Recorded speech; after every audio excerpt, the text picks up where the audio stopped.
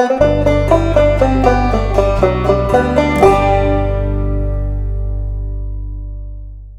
and welcome to Informed Dissent. I'm Lauren, and this is your news of the week for the week of April 4th, 2026. Independent journalist Benjamin Ryan published private WPATH and USPATH conference videos this week in Compact magazine. Footage not meant for public consumption.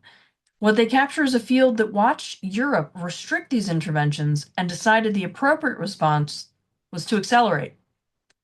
Ben will slowly be releasing more videos in the weeks ahead. Today, we will be discussing one of those videos in our deep dive. Speaking of things that shouldn't need to be said out loud, attorney Kara Dansky published a piece in The Hill this week that opens with a sentence she had to write in an actual federal amicus brief: "Women don't have penises." She wrote it in the Olympus Spa case, a Korean women's spa near Seattle where nudity is required. Girls as young as 13 are present, and Washington state law now says that the spa must admit males who identify as women. The Ninth Circuit agreed. A Supreme Court petition is expected, and we will be following that. The Supreme Court ruled 8-1 in Chiles versus Salazar that Colorado's conversion therapy ban violated the First Amendment. And we want to be very careful how we say this because many LGBT people, this issue is not abstract. Coercive practices targeting same-sex attracted youth have caused real harm, and that history matters. What the court actually ruled is narrower than the headlines suggest. It did not endorse any specific practice. What it says is that Colorado cannot permit therapists to affirm a minor's gender identity or sexual orientation while prohibiting them from helping a minor who wants to explore changing it. That's viewpoint discrimination, and the First Amendment forbids it. The tools against abuse, coercion, and fraud remain intact. What the state lost is the power to decide which direction a conversation is allowed to go. More than 20 states have similar laws. The implications will take time to work out, and we will be watching and discussing in the future. Today, we're joined by Kevin Keller, a trial lawyer with 30 years of experience in large loss tort and complex litigation, who consults nationally on medicalized gender intervention cases. That's your news of the week. And now, on to the show. Hello, and welcome to Informed Dissent for April the 4th. I am Jamie Reed, whistleblower from a pediatric gender center, with my two lovely co-hosts. Hi, I'm Corey Cohn. I'm the lovelier co-host because I don't pull faces when I'm introduced. And I'm Lauren Legere, co-host extraordinaire. Oh, Lord. Okay.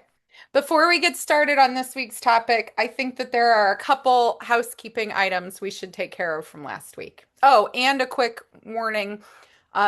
Yet again, there is a child in our midst. In your mitts. How do you spell that word? MITTS. Oh, okay. Not M. Anyway. No, I don't think that's correct. I heard her say it.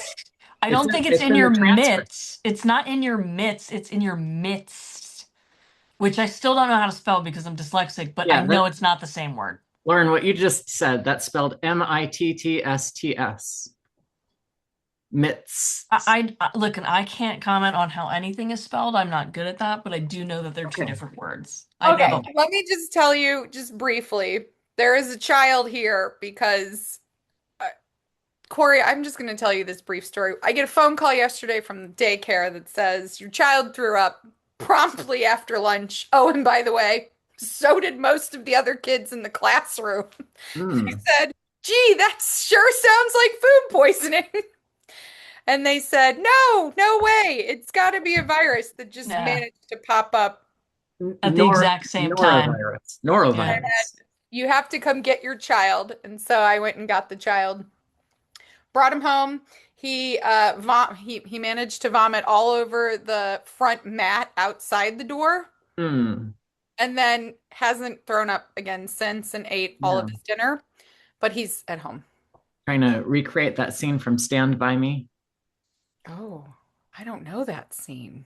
It's frequently referenced on Tumblr. Oh, okay, yes. So he is here. He chose to watch Drama Llama instead of Period Panda. So,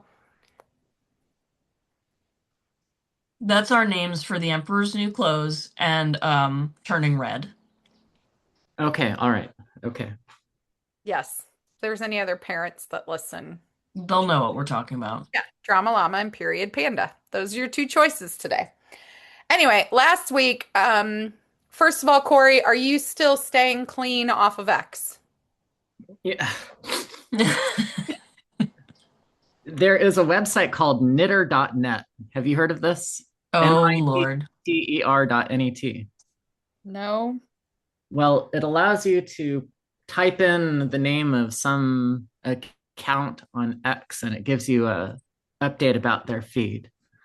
So every once in a while, every couple days, I'll go into knitter.net and put in the names of some of the drama accounts just to see what is up. I gotta tell you. Can I tell you an anecdote? So you're clean like someone on methadone is clean. Yeah, this is methadone. Knitter is Yeah. methadone. Twitter methadone. Great. There's a transgender influencer called Brianna Wu. Oh my God. Okay. Yes, And we're familiar. um, yesterday, Brianna Wu posted this. I don't have it up to read. I'm not going to read it, but I'm going to characterize it, which is today's a very difficult day because I'm going to be in the hospital almost all day because I have learned that breast cancer runs in my family and I'm taking all of the steps necessary to ensure that breast cancer does not strike me down like it did my mother. And this generated a lot of positive reinforcement for Mr. Wu, which I would say if you are what are the not a uterus haver, if you're a breast haver, you should maybe check in on those once in a while, but I would not encourage men to do engagement farming for mammograms. I Pasties. I might have to fact check you here. Nitter.net. No, I actually read the post, but I Oh, actually do think that men who are on estrogen do have higher rates of cancer risks, especially with some of the older versions of estrogen. yes.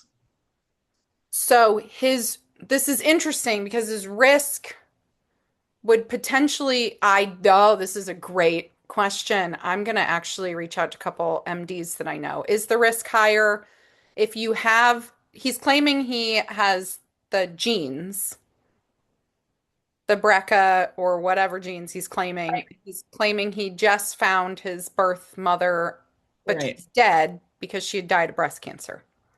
Right. Yeah. Although you can claim anything online. Well, you can claim anything online, but this is who you're methadone. This is who you're methadoning out of Twitter? Well, every You didn't once in a even while, check my profile? no, yours doesn't have a lot of drama. Yours is all content. I'm not going to check in on X for wholesome things. I'm checking in for the things that are like enrage me and And trigger the yeah. brain Mhm. chemical. All right. So you're sort of clean and you have not met your 30-day mark for your turn back on. So we're No, I don't even know if I'll get a coin now because I was using this other website. Yeah, this doesn't sound clean to me. It just sounds Will one of you be my sponsor? a little Like Oh my crappy. God.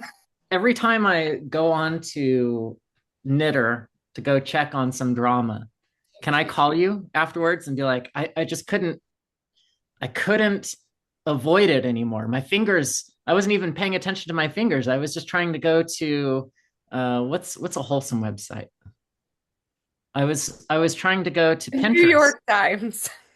No, What no, is no, the no. service? What is the point of this website seems like it's just for crazy people that want to say E- that e- they're not on X.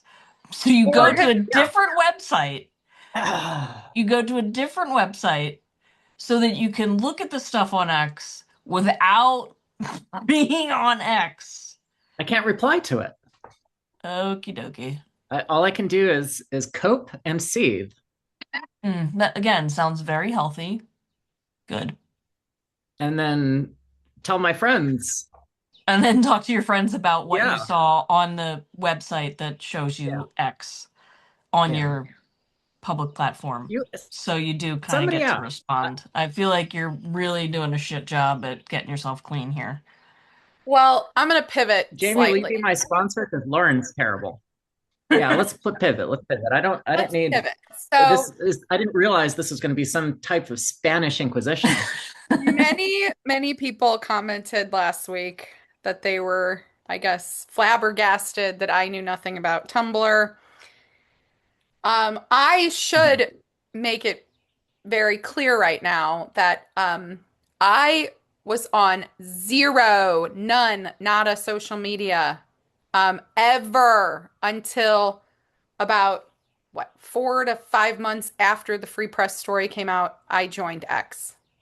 Hmm. Then I joined Facebook like a year after that, but I didn't know social media because I wasn't on any, because I was a Luddite. Right. She was making zines and shoving them in newspaper boxes. No, that was a Oh, hypo that was her. no, that was a hypothetical. Right. Oh, Oh, right. I'm sorry. My bad. That was not that was a hypothetical. okay. Okay. So let's get into the actual real heroine for the week, the content of the week. Um, so a tiny bit of background. We're going back to good old Alabama. Alabama proves yet again to be the driving force in bringing down the W path. So Alabama had a court case that led to a whole bunch of discovery, which led to a whole bunch of emails first, that has now led to a whole bunch of video. So, friend of the pod, Ben Ryan, journalist, this week published a large piece in a magazine called Compact, which I had not ever heard of before. Was anybody familiar with this before? Yeah, I'm familiar Mm-mm. with Compact. I want to add because if he were here, he would say I'm neutral. I'm not a friend of the podcast. I've just been a guest on it because he wants to be very very clear. He's neutral. I just trying to Who's that? represent for him. Ben Ben Ryan. Ryan. Oh, Ben Ryan. Yeah. He is Yeah, not our friend. he's not No. our friend. To hell He with is that guy. Health Ben. Yeah. Yeah. okay. So, well, what makes somebody a friend of a podcast? Anyway, I think we're getting into the weeds here. Can what we? did he write about? I Fine. wanted to Okay. put that disclaimer. Okay. So he published a very large piece in Compact magazine this week that talked in depth about these videos that he had obtained through the state of Alabama as a journalist. The state had forced WPATH to provide, I think, 130 videos from their conferences, which journalists could then request, which he did, from the discovery material. And he has systematically, I believe, watched all of them. And he wrote a rather large piece about it. And now he has been slow dumping on his Substack these pieces, these videos. And he put out a 30-minute video that had a bunch of clips, kind of like the highlight reel of the, the baddies from WPATH. And then, are they not the baddies? Our opponents. Our opponents. Okay, our opponents from WPATH. And thus far, he put out the 30 minutes. He put out a Kellen Baker video. And then this morning, he dropped a Chase Strangio, which I believe I've been pronouncing that wrong, video. I think we should talk about Chase next week because I'm halfway through watching it and it was a little bit it was upsetting to watch. Okay. But can we talk about the Kellen Baker video to start with? Sure. Okay. So what I thought we could do is we could play story time for Lauren. So I will give Lauren Kellen's background. Corey, you could do kind of an oversight of the video itself, and then we can let Lauren kind of ask some questions and be our audience. Does that work for you, Lauren? Perfect. Okay. So let me tell you first about Kellen Baker. So Kellen Baker has a Bachelor's of Arts with high honors from Swarthmore College, where she double majored in astrophysics and Russian literature. Um, we should make an editorial note here. Kellen is a trans-identified female. So Kellen presents as a male, but is a female. And I did reach out to Kellen and where Kellen is employed now to ask Kellen to come on and speak with us. I, not surprisingly, did not get a response. We But could. I don't know. I said to Lauren, maybe I should tweet after about the person and give it a day to let the request to come on come out. But okay, so she holds BA in astrophysics and Russian literature. She went on to earn a Master's of Public Health and a Master's of Arts from George Washington University, and then a PhD in Health Policy and Management from Johns Hopkins Bloomberg School of Public Health, where she was both a Robert Wood Johnson Health Policy Research Scholar and a Centennial Scholar.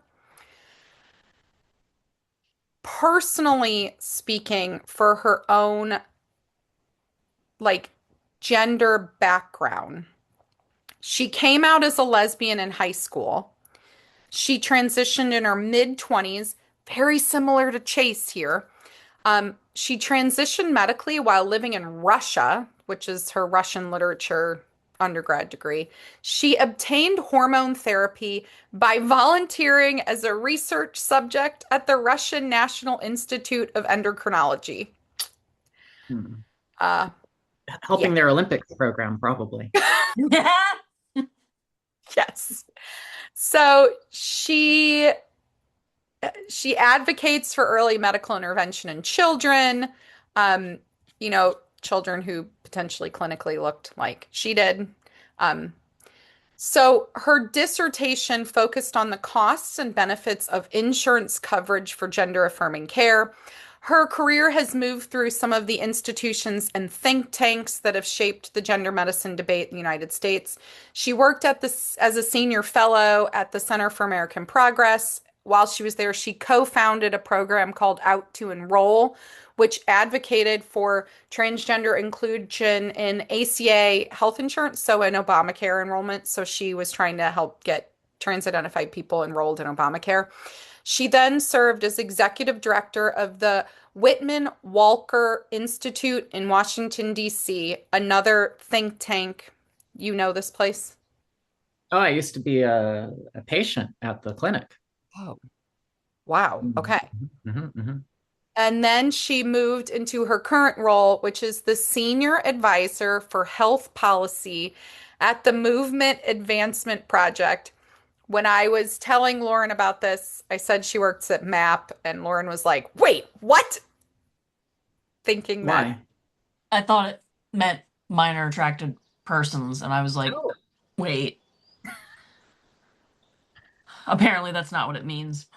Not too far off. But I, based on what I saw in the video, it could also stand for masculine appearing person.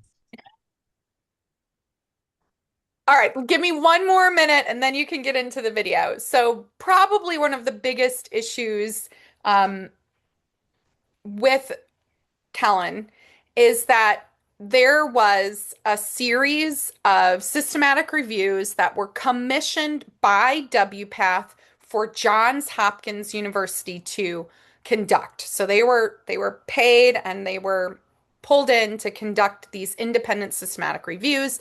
Those reviews were supposed to be the evidence to underpin the standard of care 8, SOC 8.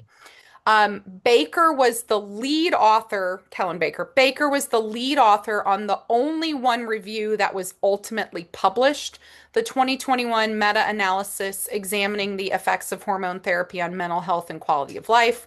The review's own findings showed that there was low and insufficient evidence, but Baker concluded that hormone therapy is, quote, likely associated with improvements in quality of life, depression, and anxiety, and represents, quote, an essential component of care. This was directly contradicting the actual systematic evidence that was found by the review. Then, after that review came out, WPATH started to assert direct editorial influence over the following systematic reviews, including creating a checklist to confirm that a WPATH representative was involved in the design, drafting of the article, and final approval. They end up essentially killing all of the other systematic reviews. They were supposed to be, I think that Hopkins completed 6. One was published. It was Kellen's, and the rest were killed and or suppressed. That's kind of Baker's part, claim to fame. So, Lauren, any questions about her? Do you have like a good sense of who this is before we get into the video that was released? Yes. Yes, please. Let's get into the video. Okay. Corey, that's Corey, you. that's your part. That's my part. You watched the video. I did watch the video. So Benjamin Ryan published this on his Substack, Hazard Ratio. And the title is We All Support Trans Kids in the... Well, I have the transcript up, so it's covering up the title. We'll link it in the show notes. But so this, Kellen Baker was at the time the executive director of the Whitman Walker Institute in DC, doing policy wonk stuff, and presented in front of WPATH, which is the World Professional Association for Transgender Health. Okay, the Whitman Walker Institute, their clinic provides that. So maybe this is what the connection is, but this talk was largely setting the political landscape of what was happening in 2023. I would say 2023 is the year that we really started to have a sizable impact in the legislatures. Maybe 2022 before that was starting to really ramp up, but 2023 is where a lot of the impact happened. And Kellen Baker gives this sort of glib overview of the political landscape.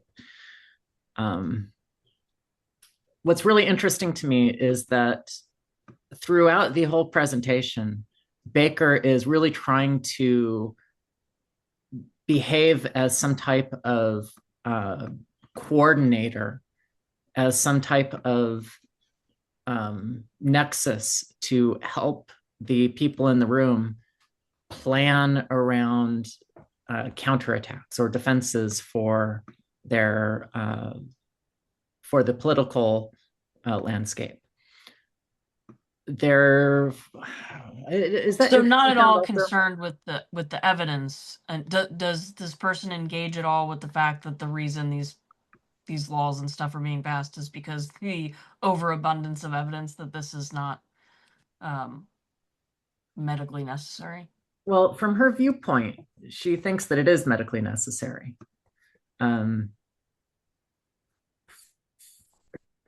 Should we share a couple quotes with makes Lauren? a number of... Sure. No, go ahead. You were about to do it. She makes a couple of... We're in the worst timeline.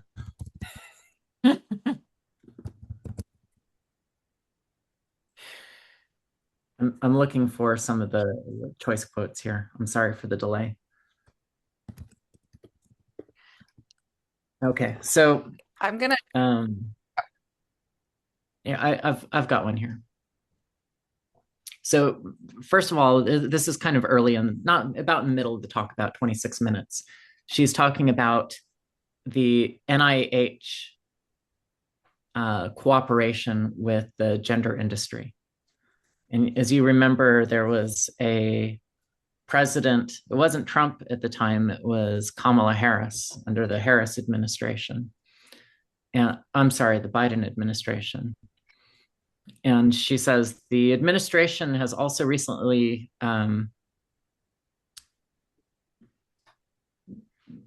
invested in they've signaled that they have interest in research that supports the provision of best practice medically necessary care for trans people of all ages. So in this WPATH presentation, she's talking about all of the connections that she has in the federal government and with lawmakers, institutionalizing. She tries to emphasize this point to keep echoing this idea that these procedures are medically necessary. So she never really explains it, but she says that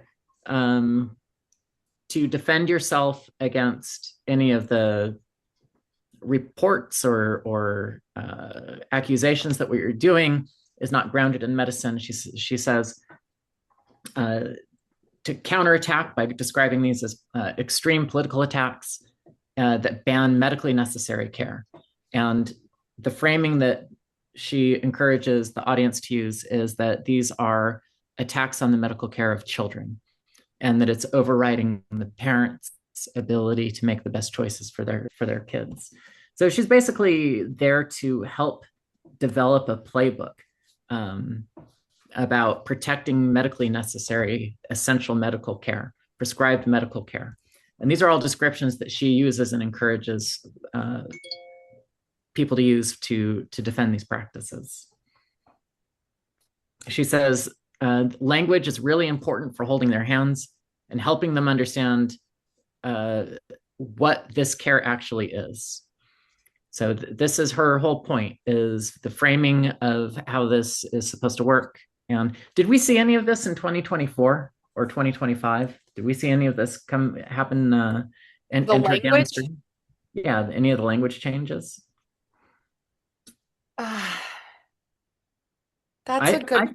I think it depends on what level. I think it depends on what level of the debate you're at. Like, I do still think that the life-saving care narrative, suicide prevention narrative is still very much in the public sphere.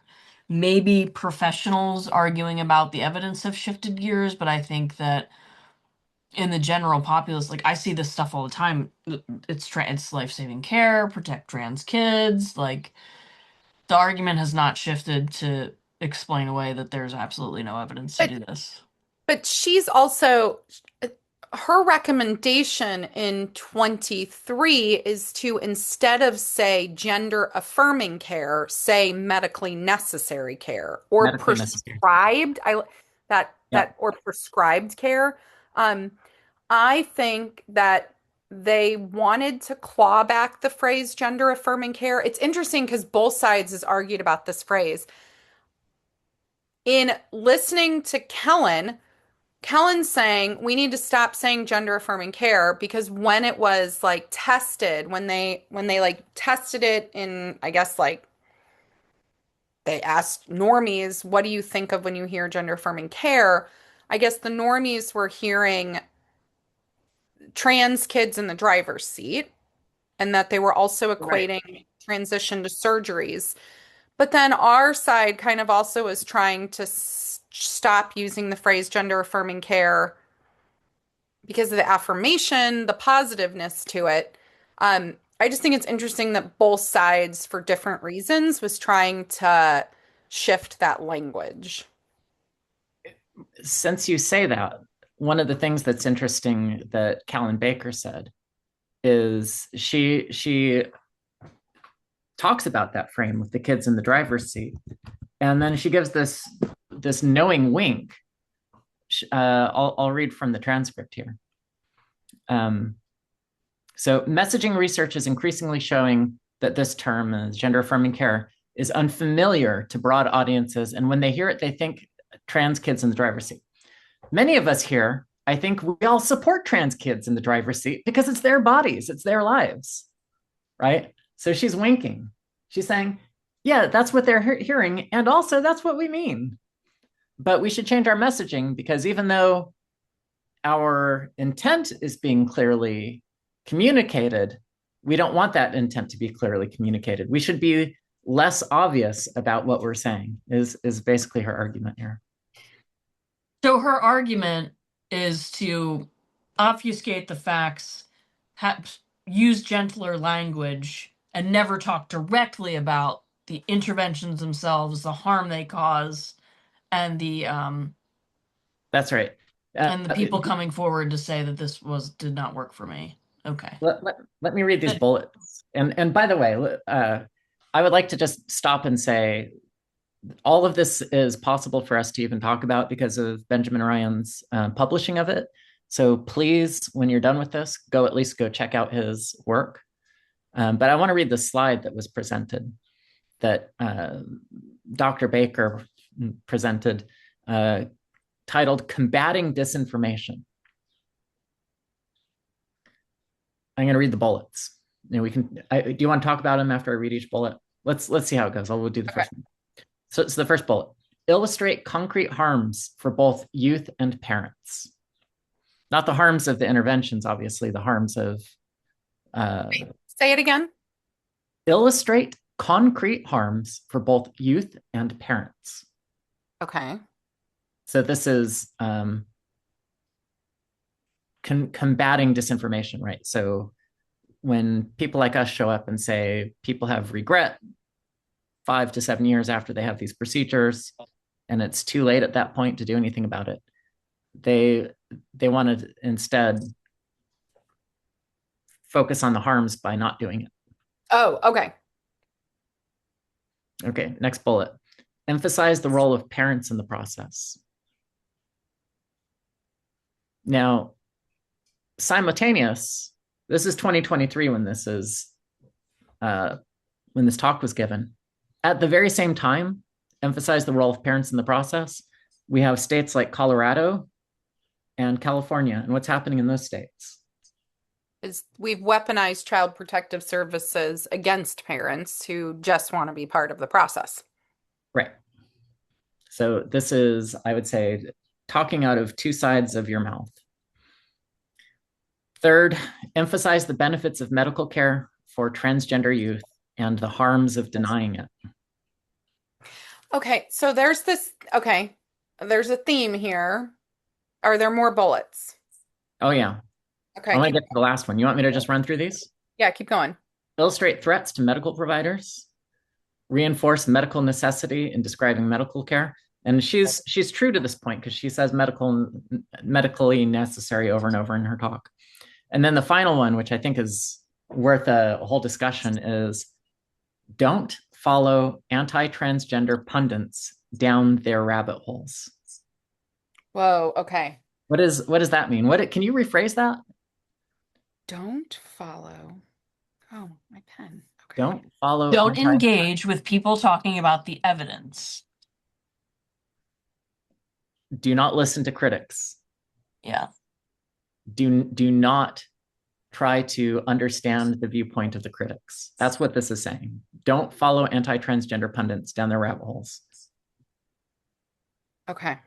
Do not engage with the other side's viewpoints. That is what is being said here. Okay. That bullet doesn't surprise me, but we can talk about that one for a minute. 2 of the bullets ahead of that, I think I did hear that reflected back to me from one of the gender doctors that I worked with, which was it was a way to push back by saying, well, sure, we might be harming some of the kids, but we would harm different kids if we didn't give them this. Right. he would try to argue that with me. Right. Yeah. So, who do you think Kellen thinks are the anti-transgender pundits, and what are our rabbit holes? I don't think there's Truth any and medical doubt. evidence. Don't go down the rabbit hole of truth and medical evidence, folks. What? What's Well, fascinating is that both sides of this argument almost make the same exact argument. what's that? They make the same arguments, you know, like both sides are saying parents have rights to help their kids through medical situations. Both sides are saying we need to help kids. Both sides are trying not to use the phrase gender affirming care. It's like mirror images of arguments depending on which side you're on. The problem here is that only one side of this debate is looking at reality, medical evidence, long-term Uh, outcomes.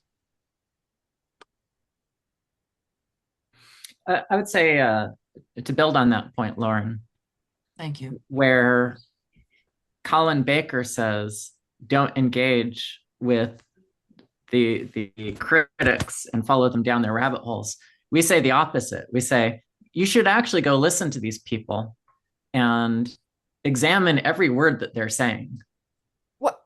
That was what I was also Yes, gonna I say. mean, but that's one of the few differences, really. A lot of it is being framed in the same way. The only difference that is a big difference to say don't engage at all with the other side or engage as much as possible and understand what they're saying and where they're coming from. But other than that, the other arguments are very similar. I think a great case in point. I would love it if somebody could point me in the direction of a podcast, for example, that has multiple trans rights activists who are willing to listen to an entire SEGM conference presentation, listen to the whole thing, and engage with the content. If Not, anybody, not to mock it, not to pillory it, but to we actually do a little listen. mocking, but to actually engage with it. Right, right. To do the intellectual work. Well, going back to a little bit of the intellectual work, I do think we need to think about this message that Baker is arguing that it's okay for, quote, trans kids to be in the driver's seat. Yeah. As long as they're not drinking. Maybe a little bit. Because that has an age restriction. Right. That's true. So they can be in the driver's seat, but they have to wait to have their first beer till 21, but they can have their breast removed at 14. Okay. The bullet points that you pulled out from her talk, was there anything in addition to what she said? I'm interested. Uh-oh, what? I just before I'm going to have a hard cutoff here in about 20 minutes, but I really wanted to tell you my favorite part Oh, go ahead. before Yes. again I need to. Yeah, tell me your favorite part. Oh dear. It's just these websites take over your hotkeys, so you can't do find anymore. They try to make everything full size. All right, I want to read this here. All right. Has anyone here received a visit from Admiral Levine? Yeah, I see some hands. Yeah, so Admiral Levine is a very high-ranking official at the US Department of Health and Human Services.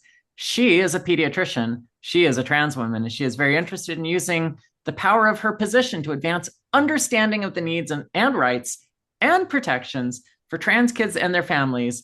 So she has been making visits around the country. There's also a new agenda I love an agenda. I love a good trans agenda. I literally have a whole text thread, the text threads that are titled like the trans agenda. So the building up Stephen Levine, but then saying, yeah, this is the trans agenda. Do you know what? I think she lacks the self-awareness. I think she thinks she's making a joke. I think, I don't think that she realizes that when critics on the right say trans agenda, that that is literally what she is doing, and she's admitting to it. Yeah. Unironically. Unironically, I don't think that she realized, because later she talks about how important it is to make sure that we keep up appearances. In fact, she says gender expansive people shouldn't be showing up to give testimony at legislatures because they freak out the normies. Wait, really? Yeah, He she wants says people that are more gender Passing. conforming. He wants gender conforming and gender passing people. Right. Because people who are, well, like half the people that we see show up to these things, she doesn't think that they're helpful. Oh, so I would say they're very helpful. They should keep showing up, please, by all they means. should also keep bringing their 4 untrained service dogs that have like punk rock patches on that bark at people and growl and clearly, yeah. And their 7-year-olds who are also gender expansive. They should bring them also. Oh yeah. I mean, yeah. So ignore Callan Baker. He's not trying to help you. You should definitely come to these legislature meetings, folks. yes. We need more of the leather dykes that show up. Do you remember the leather dyke, Lauren? The baby Joan from Bedford. Oh, Joan from Bedford showed up. Joan was like a dirty punk man that you would not want to find in an alley after the show at midnight, and yet Joan was like, I am Joan and I am a leather dyke. It's like, oh my God. Is this a man or a woman? This is a man. Joan was a man, probably 6'2". Looked like he just got out of prison, shaved head, covered in leather, probably rides a motorcycle, calling himself Joan. Yeah, that's where At testimony. So Kellen's nobody but technically Joan is not gender nonconforming. Joan is a man. Well, and I don't know. So where does she draw the line with that one? I mean, is he gender nonconforming? Is he not gender nonconforming? Like, it's all messed up. Whatever. Anyway, it's go unclear. on. It's unclear. It's very unclear. I was interrupting Jamie's point. What was my point? No.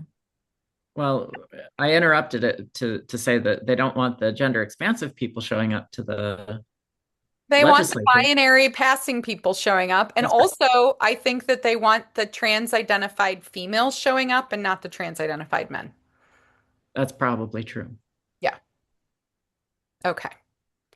So now can I ask you a couple questions about the presentation before you have to go? Yeah, by all means. Let's do it. Okay. So Kellen, it sounds like, was trying to use a bit of humor, maybe making some jokes. That was the audience going along with it? Were they laughing? The audience was engaged. Uh-oh. Okay, you can't be on camera. Drama Llama has not kept the attention. The audience was engaged. Were they laughing along? And that's my impression. It could have been a laugh track. We use those at the Sega meetings.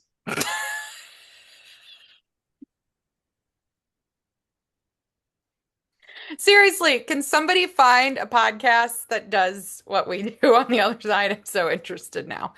Okay. My other question, did Kellen kind of address it all? Why is Kellen talking about basically activism at what's supposed to be a scientific conference? It's not supposed to be a scientific conference, so let me correct you right there. It's supposed to be the World Professional Association of Transgender Healthcare. It's supposed to be a healthcare conference. You said, didn't you just say scientific conference? Oh my God. Sure. Okay, yes. It's not. This is an industry group. This is the gender industry. This is their gender industry conference. It's Okay. not a scientific conference and it's not even a medical conference. It's an industry conference. Okay, one other question. Does Kellen at all address, uh, I don't know how to phrase this. Do any of these presenters who are trans-identified themselves talk at all about the fact that they have a conflict of interest? Well, I think that would be a question that could only be answered by looking at all of these different videos. But no, I don't. I don't think. At the beginning of this talk, so if you present at a medical conference, at the beginning of your talk, you were supposed to acknowledge and address and state your conflicts of interest. So that would be, hi, I'm Jamie Reed. My grant funding has been paid by X, Yeah, or this. Elon Musk. No, I have Okay, no, no. I mean, like, did Kellen say at the beginning, these are my conflicts of interest? I'm not. employed by a think tank. My paycheck is to No, advance these no. She was causes. introduced. She had the full introduction, and then she thanked the presenter for the introduction and went right in. And she This didn't is say, as a trans-identified person myself who's been utilizing these drugs, I have a conflict of interest. No, but I presented at GenSpect. I didn't say that. Okay. Well, but that again, like you have to do that at a medical conference, but this isn't. They're not a medical. It's an activist organization. Yeah, it's an industry conference. Okay. Well, I, then, okay. Well, You're you are so principled, Jamie, I, that sometimes you get confused about other people who you would say these are the baseline assumptions for anybody who prescribes medicine or performs procedures on another human being. These are the baseline ethics of anybody, even if I disagree with their beliefs or their other values. This is the baseline. That's what you believe. But they're it's not a belief. I was trained as a clinical researcher and I always had to address and look at my conflicts of interest, be those yeah. fiscal or personal or, And yeah. would you say that by and large that the person who held you to those standards was yourself or someone else?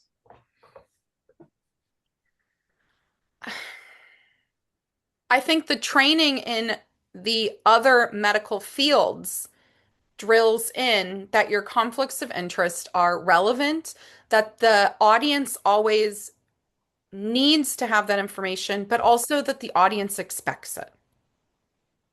And so I think it's a culture set by WPATH that they did not set the culture to have that as part of the expectation. Well, it's been progressively infiltrated by activists. Was it ever not? Well, let's think of it as a percentage wise. At one point, it would have been by and large almost entirely people who were considered medical providers. I don't think that that's true anymore. When it was the Harry Benjamin Society, That's right. back when it was at the Benjamins. When it was all about the Benjamins. Yeah. Okay, so next week, I would like to talk about the Chase presentation and then also any other relevant news that comes up in the world. And also, we'll check in on your methadone usage. We But didn't even talk about the Supreme Court thing this week. oh God, I'm not ready to talk about it yet. All right. Ugh. It was 8-1. I know that all of the attorneys voted on one side. Every person on the Supreme Court who can say for sure that they know what a woman is, were on the same side of that ruling.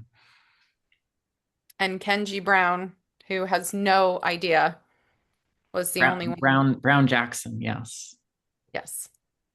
Ketanji Brown Jackson. Did you have any thoughts on the Supreme Court ruling? I haven't read it all the way through. I've only read the first half of it. I Yeah, haven't gotten to the dissent yet. I would need to read it because my initial thoughts on this case, we're talking about the Chili's case, which if any of our listeners are not familiar, it was a case brought against the state of Colorado, right? And it was a Yeah. therapist challenging their affirmation law, correct? That you No, their conversion therapy ban.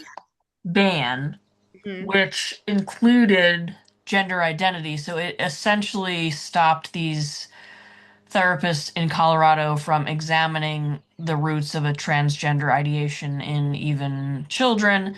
They argued that that was a violation of free speech. My initial thoughts on this was that this was bad either way, because if therapy is just free speech, um, anybody can say anything, no matter how detrimental to a client. So I don't know that this is a huge win against gender woo. I do think, however, it may lead to some problems for proto-gay youth or gay and lesbians who are working through understanding their sexual attraction. But again, I have not read the decision, and I was surprised that it was 8-1. I expected the normal 6-3 split. So because of that 8-1 ruling, I'm much more curious as to their reasoning and how specific their ruling is, and what exactly about this law in Colorado they all, I mean, a large majority of them agreed on. So I want to read the transcripts, etc., and maybe talk to somebody with a little more legal training than myself before I really make any sweeping comments about what it means. But I think it's interesting because again, I was not expecting 8-1 is a pretty solid, like you would expect that if it's 8-1 that it's grounded very solidly in legal tradition. So I'm interested in reading it. I I think my biggest thought about it so far this week is that I miss one of my friends. Yeah. Who's your friend? I miss Glenna. You miss Glenna? What happened? Don't tell me she was up in the shuttle and it went around the moon. No, Yeah. Yeah. She's Glenna on she's on Artemis too right now. Wow. That's why she can't appear and talk to us about the Supreme Court cases she because can't. she's got the No, NASA pre-commitments. she got a real job. She did. Glenna got a real job and now can't talk to us. Glenna got a real job and like legit can't talk to us anymore or like be our friend. Can we have Henna Holdus come on? Just, you know, like obscure his or her face and use a voice changer. I want to talk about the Supreme Court with you. No, Glenna is like Can't not do only that. did she get a real job, but she's being like a real legit professional at it. And it was like, that's what I just said. I miss my friend. Well, Maybe we should find another attorney that we can get like Glenna. I'm Yes, sure we could please, find somebody listeners. who would fill in for her. Listeners, send us your recommendations on You know, legal scholars or you know, lawyers we could that just argue. Let's, talk to Kara Dansky. there's a woman who has even argued in front of the Supreme Court that we could bring on to talk to about some of these issues. Who's that? Her Chase. name is Chase Strangio. Chase is Mm, never. No. I don't know that we're gonna get that one.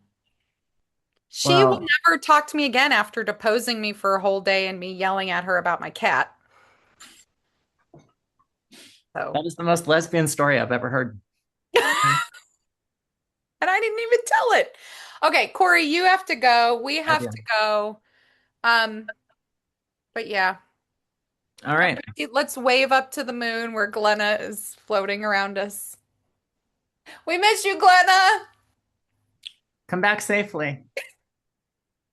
All right, let's roll on to our guests. Welcome back to Informed Dissent for this Saturday, April the 4th.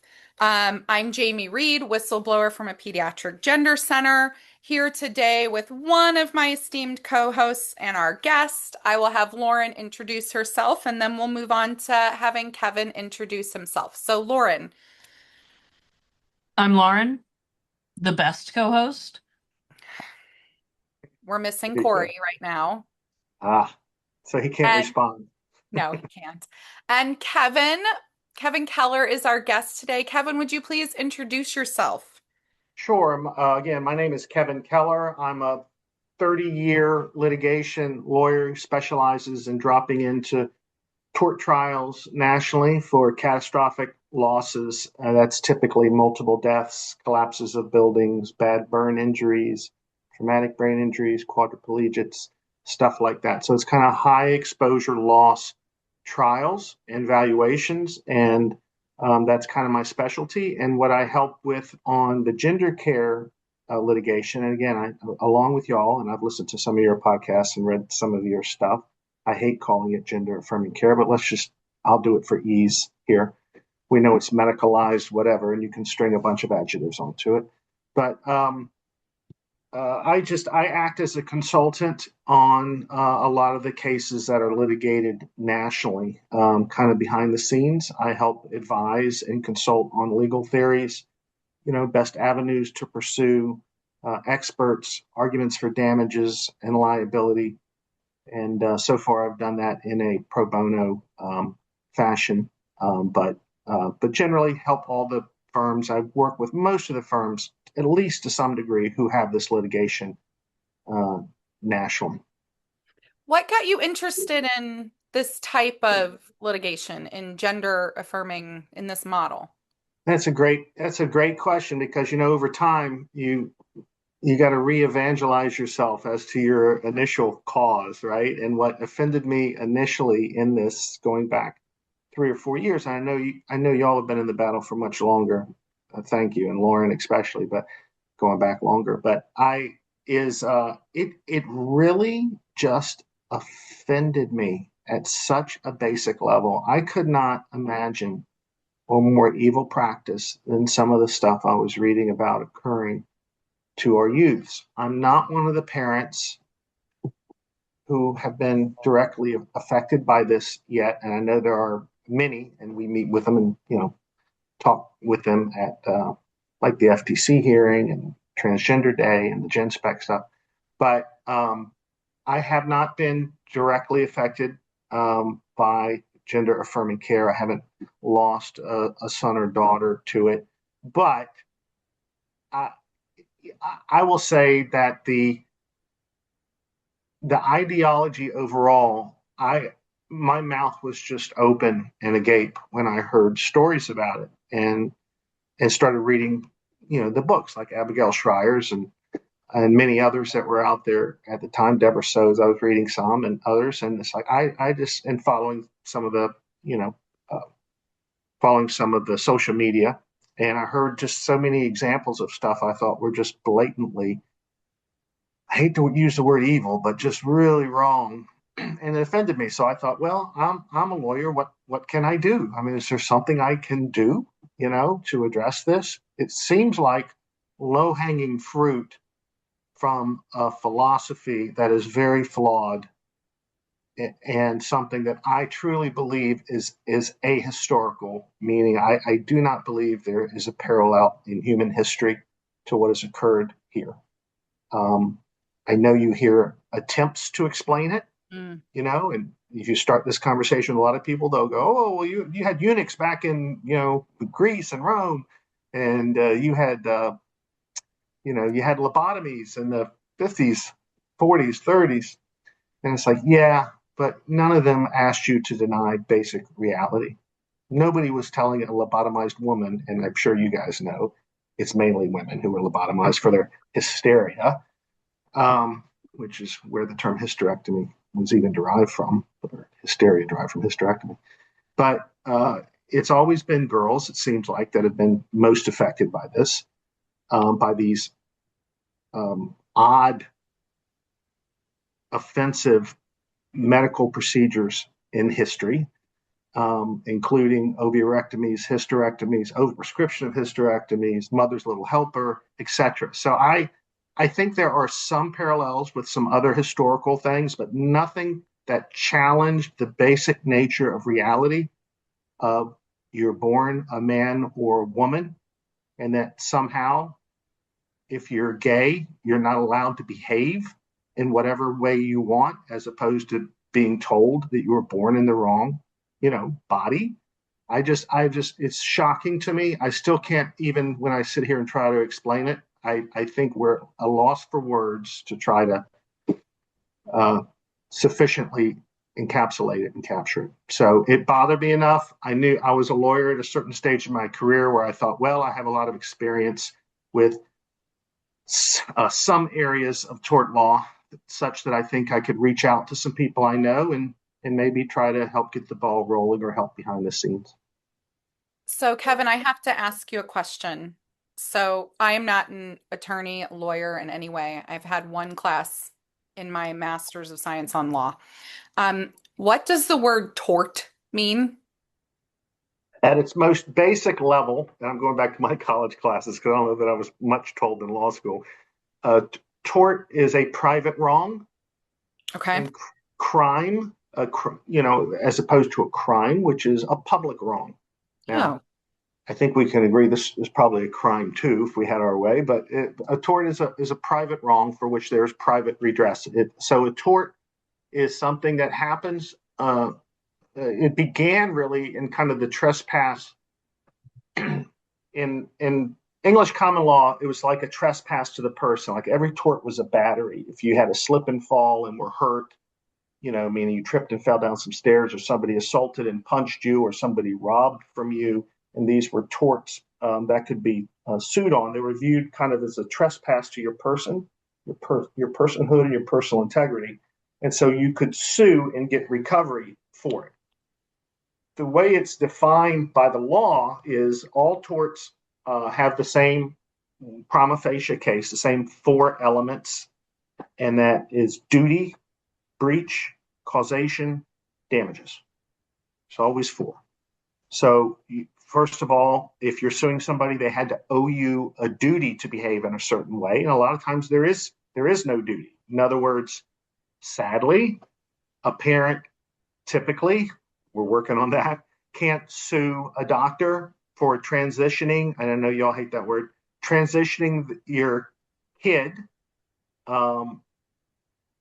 when they become of majority, and there's a lot of those cases out there, because there's no duty owed to the parent. The duty is owed, to the patient. Okay. So there's no duty there that's owed. Now, the law can make a duty there. You can pass a statute and create a duty, but at common law, there's no duty to the parent for a basic tort. Then there's a breach of the duty. That's easy. They violated the standard of care in some way. And then there's causation, and causation can be a tough one in a lot of cases. Was the breach a cause of an injury? And then you get to injury, and what actually is the injury or the harm or the damages? All of these things, I think, in gender care cases can become very pedantic, almost philosophical, because I do not believe that courts, judges, have a fair grasp, a correct grasp and understanding of the harm and the wrongdoing that's done in these cases.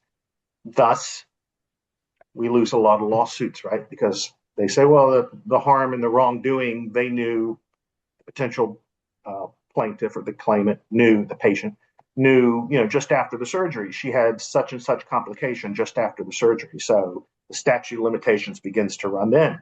Whereas I would say they have no idea what the harm and wrongdoing was, because they had no idea that the entire world was lying to them. They had no studies. There was no basis for informing them of what the risks right, were, or the benefits of this surgery based on what, a 30-person Dutch protocol thing done, whatever year it was, 2011 or 12, or whatever.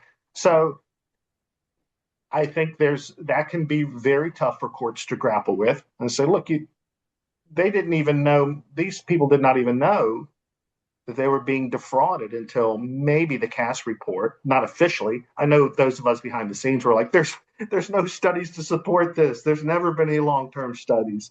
But it was, the medical industry and the zeitgeist didn't change until maybe 2023. And, it's still going on now. So that's the injury or harm. I know I went down a rabbit hole there, but it's hard not to.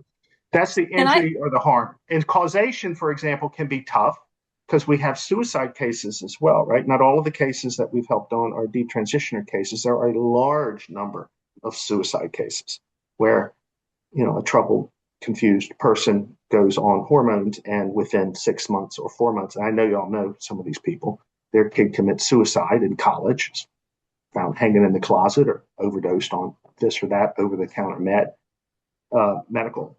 And then the danger, the problem there is, can I prove that the gender care, the actual administration of cross-sex hormones, is what caused this person to commit suicide? Not that it's part of the blame and it's offensive and it bothers the heck out of us. I wish that was the standard. It's, can I prove that it was?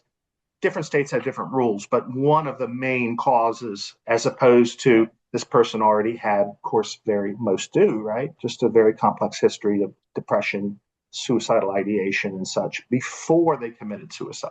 So it can be a very intense, all of these things can be very intense issues that are tough to figure out. Lauren, you had a question. Yeah, so particularly in the case of gender affirming care, when we're talking about harms, what we're seeing as harms are the intended outcome, right? So like we see the removal of breast, for example, as the harm itself, but it is the actual intended outcome of the surgery if you're getting quote unquote top surgery. So did you see what I'm getting at here? So yes, depending on your outlook, those same things are both harm and the correct result for the treatment. So for the treatment, right? The harm is the treatment. Right, exactly. So, I mean, is that another confounding factor? Because again, Jamie says all the time, like the law is logical, but this is complete, in my view, it's just completely illogical, but has been it's been inserted into our law in so many different forms. So I could see it going either way when you're arguing that these are harms that these doctors could very well say, but this is exactly what you asked me to do. Right. No, I agree. And I think we're saying the same thing. It's really hard. That's why I began with saying it gets down to dialectics. I don't know who it was. I'll say Socrates. There's probably some other Greek I don't know. So before you discuss, with me, or before we have a debate, let's define our terms. And it's really hard to define terms of, what the harm is and how deceptive it is that the harm is called treatment. And I really do believe it is very hard to find parallels to this. And that's why these cases are very hard and judges struggle with it, because they're dealing with the typical medical malpractice case and context. This is something entirely new, right? So I'll give you an odd example. Maybe it's a little too abstract, but when in English common law in Old England, when they began to have stagecoaches transporting goods, the person, the courier, transporting the goods, the stagecoach or whatever it was back then, would sometimes just take off with it and steal it. That was, and so English common law had no way to address that. That was not a crime or a tort at that time. Because, a theft is taking something that's not in your possession, that you don't legally have the right to possess, and stealing it. And these people would say, I had the right to possess it. It was given to me by the owner. And then we took off with it, or we were robbed of it. along the trails by a bandit or something. So we're not responsible for it. And so English law had to change. They created the concept of bailments that, you give somebody something, just like you take your ring to the pawn shop, they owe you a duty not to have it stolen or to steal it because it's a bailment. They have it in their possession. They owe you a duty. I think they're going to have to change the law. And I know we're going to loop back to this later. The legislatures and the courts themselves, I believe, can internally say, look, the law is not an ass, as they say. The law is not an ass. There should be a way to address. The law is not an ask? Yes, ass. Two S's. Oh, the law is not an ass. Not a jackass. Let me say it that way. Yes. Okay.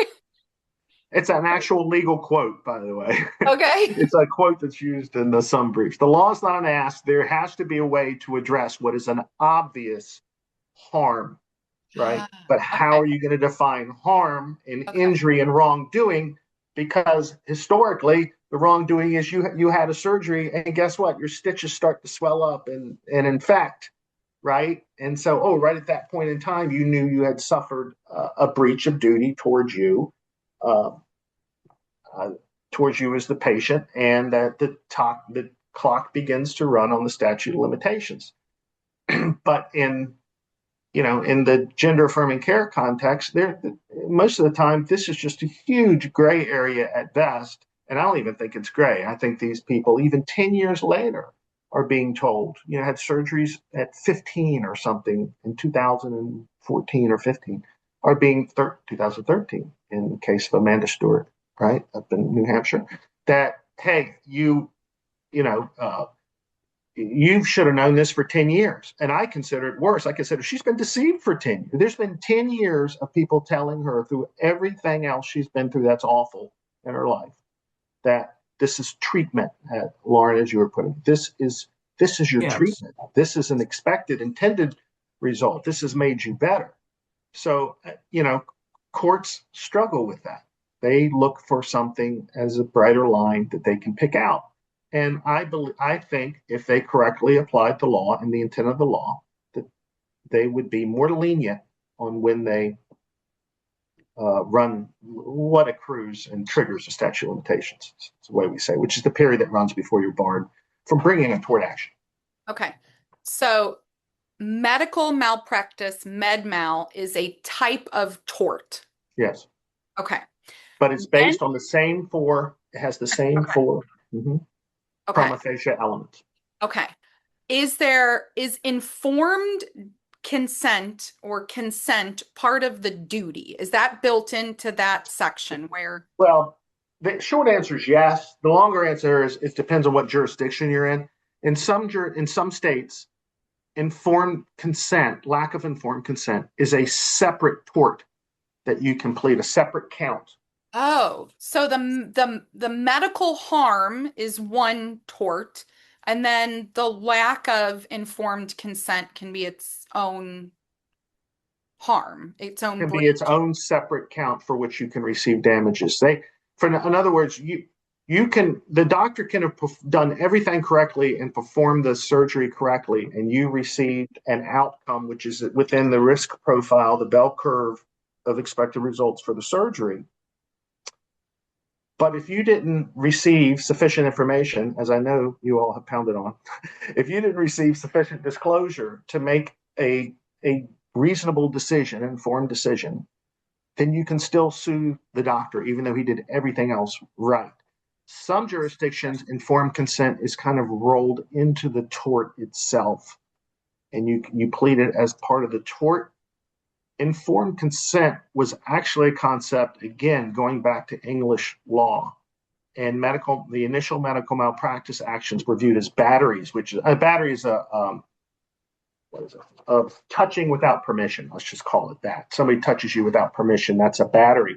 And so obviously they were saying, well, this is a battery. This is a trespass on your person. This is a battery. If the doctor doesn't give you sufficient informed consent, he's touching you under false premises. He's cutting on you under false, even if he does a great job, even if he cuts off a leg and it saves your life, it's still a tort and a battery because it's an invasion of your personhood, which back then they considered sacred. Of course, your personhood and your personal choices were sacred That's what tort law was supposed to protect. I'm not claiming to be an historian on that, by the way, but that's the genesis of medical malpractice at tort law. In the current model of gender affirming care, when the phrase the informed consent model is kind of thrown out, do you see any legal conflicts between? Sure. Okay, what? I see a logical conflict. I mean, this is I don't want to say left and right, but the left seems to do words better than the right overall, and phrasing. And what all they've done is taken the informed consent, which is supposed to be something that protects a vulnerable person, and they've turned it on its head to say, oh, this is an informed consent model, meaning there is no standard of care. We just follow whatever the person says they want, and we give them the care they want, right? And there's no breach of a duty. It's nonsensical. It doesn't have meaning within the words that they're using. It's the opposite of informed. It's the opposite of informed consent, of legal informed consent, meaning we don't have to tell you anything, or we tell you some of the risks, and then we wash our hands of it. You decide for yourself. You self-diagnose, and you determine your own care and your own reality and your own truths, and you go forward with it. In medical malpractice, is diagnosis like a required piece? Do they have? Could be. Absolutely. It's not in most gender affirming care, and it's certainly, I mean, Olson Kennedy would say it's not. I've seen her online saying it, but in informed consent, it's certainly not, because there's no diagnosis. And I'm sure you've heard many of the gender care doctors saying, I'm less concerned about diagnosing whether there's actually gender dysphoria or this person is actually trans, depending on how they say it, which I think are two vastly different things. But as to treating them, and see, they're skipping over the classic. You go into a doctor classically, and there is observation. There's a medical term for this. They treat you in medical school, and I've forgotten it, but it's like 4 letters they put together. It's a SOAP note. It's there subjective, you go. So, objective. Yes. Thank you. So basically, I've deposed about 1,000 doctors, and I don't know SOAP by its terms, but it's like observation, diagnosis, prognosis are the main ones, right? Yes. So and then their prescription going forward, whatever treatment they prescribe. So so that's what they're supposed to do. They're supposed to observe and correctly diagnose. Those are supposed to be the sine qua non of any classic medical care. And this gender affirming care is so bad that they want to throw out most of it. They want to throw out that there's observation, diagnosis. They just want to skip to the you self-diagnose. We as a society, we as a subset of the medical world believe that this should help you, and it's better for you if we don't question it, right? So we're going to go ahead and do it. Okay, Lauren, jump in at any time, but I have maybe a stupid question, but when we're thinking about tort and the harms and who's breaching in gender affirming care, I'm thinking about who are the people that could or should be sued. So I'm thinking of the actual prescriber, the doctor, but then I'm also thinking about the hospital or the clinic, and then I'm also thinking about the professional organization.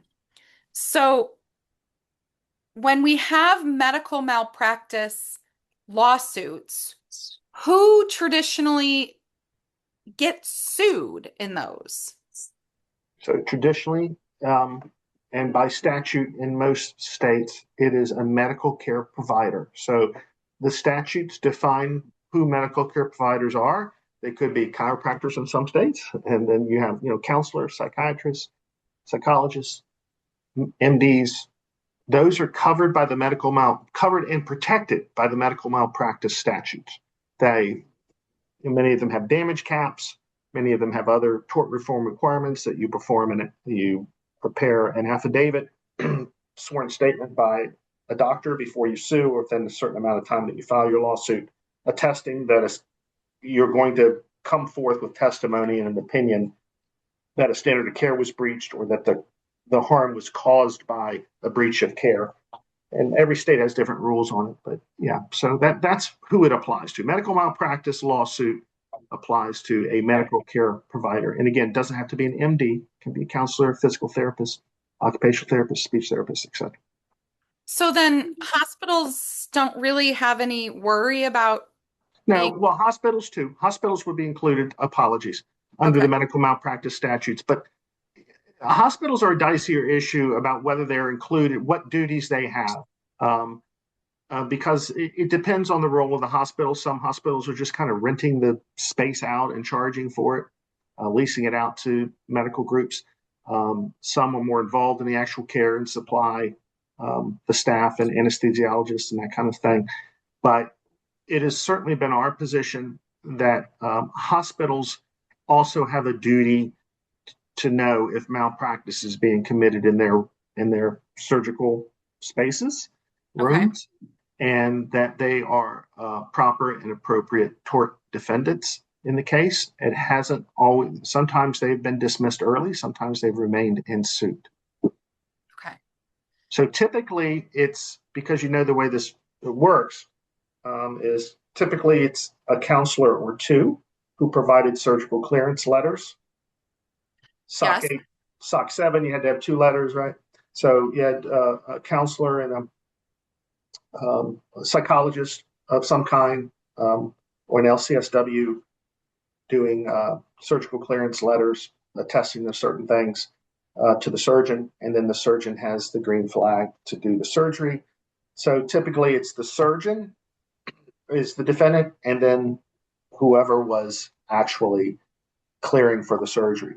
For puberty blockers or testosterone, it's the clinics that are providing, of course, those medications and have not done the proper evaluations before prescribing a very harmful drug with permanent effects. So it's very fact dependent, but typically you're suing clinics who disperse these things or give prescriptions for the cross-sex hormones, or you're suing, if there's surgery, top surgery, bottom surgery, you're suing a couple of counselors who provided counseling and letters and recommendations to the surgeon. You also sue the surgeon. The surgeon usually almost always defends. No, I had 2 letters from, I'm not a healthcare provider. I'm not a mental health care provider. I'm just a surgeon. But most of the courts so far have held, no, if you're a doctor, you owe a duty for diagnosis, as you began this stream of questions with as well, and that this proper treatment.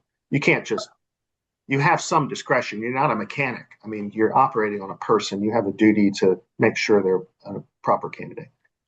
Okay. So then where do these professional or industry organizations do they lie outside? And when I'm saying that, I'm thinking of the American Academy of Pediatrics, the Endocrine Society, the Psychiatric Association, but even wider than that, like I could see a school district or a school like teachers union who pushed this like into a family or on a kid. Do they hold, is there any legal mechanism that they are part of can they be sued in any way? Right, understand. So I believe they can be sued. It's not under a medical malpractice lawsuit because they would not be defined. These entities you just listed would not be defined healthcare providers. These are just separate industries providing advices on standards of care. And they could be sued separately for any wrong or misleading guidance they give that causes harm to people. It's a much harder lawsuit because of duty and causation. Do they owe a duty to does the Endocrine Society owe a duty to, patients, potential patients down the road? Was that duty breached, or did they at the time provide the best advices they had for, per science? Of course, we would say, no, you were acting as an activist organization. I'm not speaking specifically to Endocrine Society. I'm just saying, if we were suing one of these organizations, we would say you were not following science. You were acting as an advocate, and you were asserting a certain point of view, and you should have known that you would have harmed a bunch of people. Therefore, you owed a duty. And when you put out false information, you breached the duty.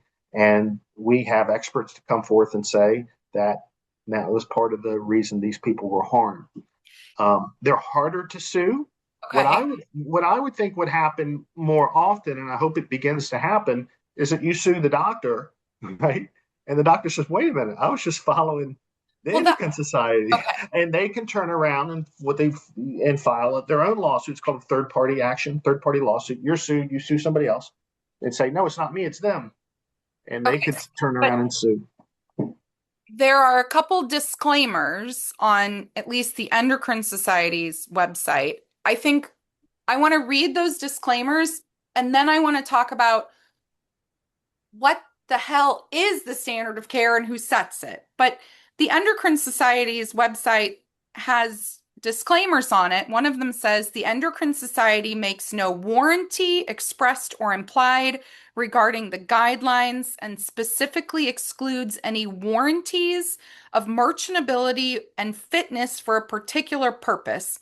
The society shall not be liable for direct, indirect, special, incidental, or consequential damages related to the use of the information contained herein. Doesn't that get them, isn't that their free ticket out of? No. You'll see that same warning on your next Amazon package that you receive, or that might be sitting outside your door right now, for a can opener, an air fryer, whatever. That is a warranty disclaimer. Different states have different rules on whether that disclaimer is effective or whether that disclaimer can even be made. That disclaimer, by the way, that you just read, half of that language is from the Uniform Commercial Code. It's scripted in the UCC, which covers sales of goods. It's not even a medical care type of disclaimer.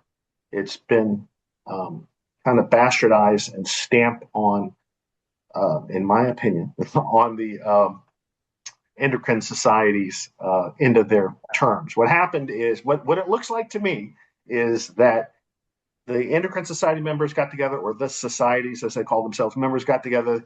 They put forth something which is plainly a standard of care directing doctors how to do stuff.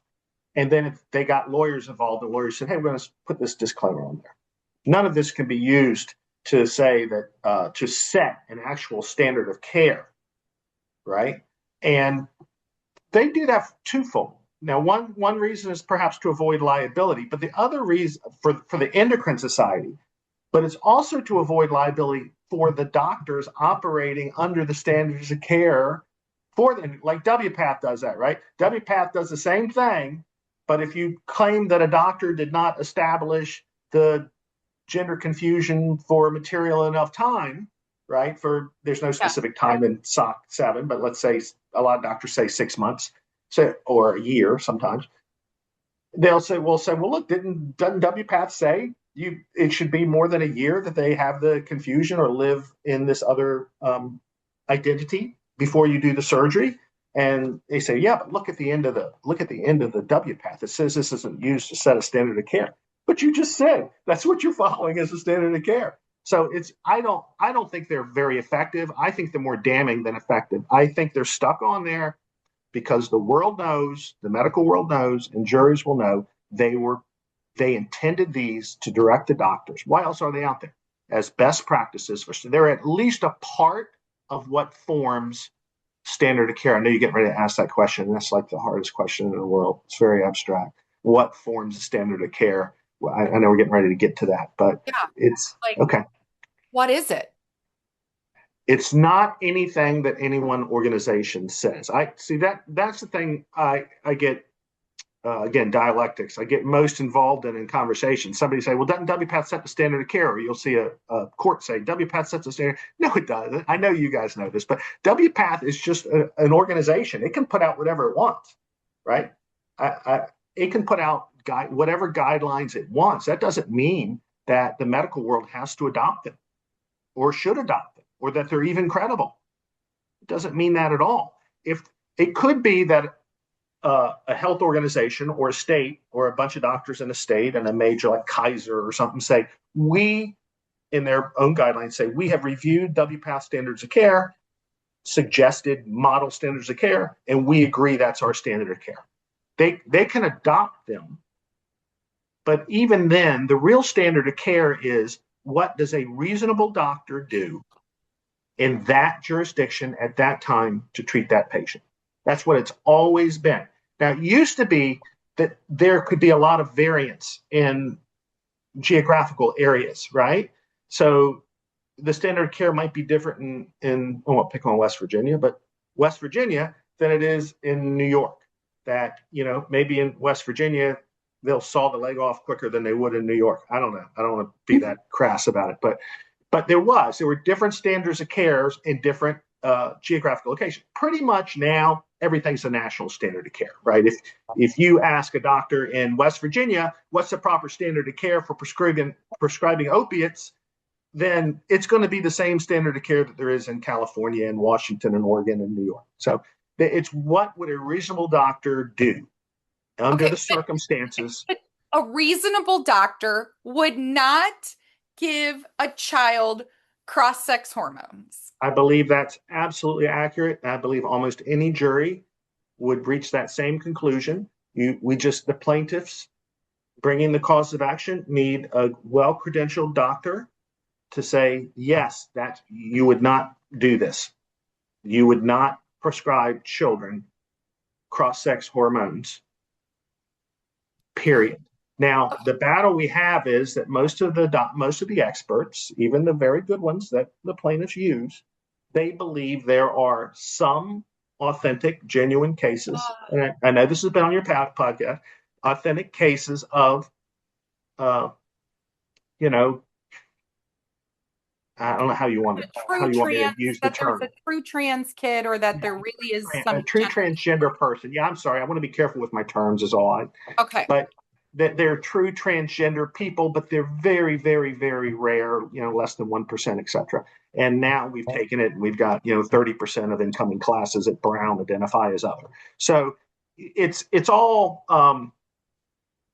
most of the medical malpractice cases do not try to say there is no such thing as a transgender person.